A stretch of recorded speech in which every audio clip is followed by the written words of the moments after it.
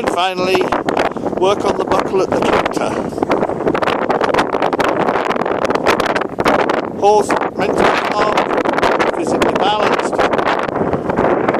waiting for the rider again.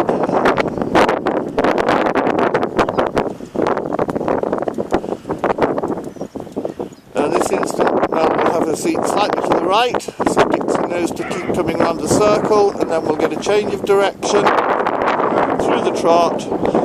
Horse total freedom to find her own balance at this point, no help from the rider.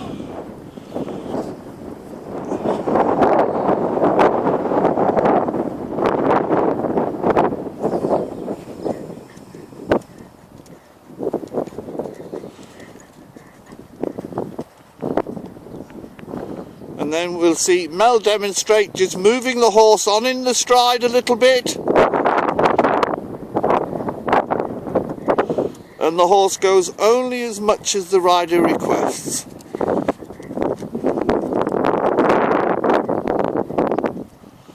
And after this, there'll be a short walk, and then the exercises will be done with the horse stretching into a contact.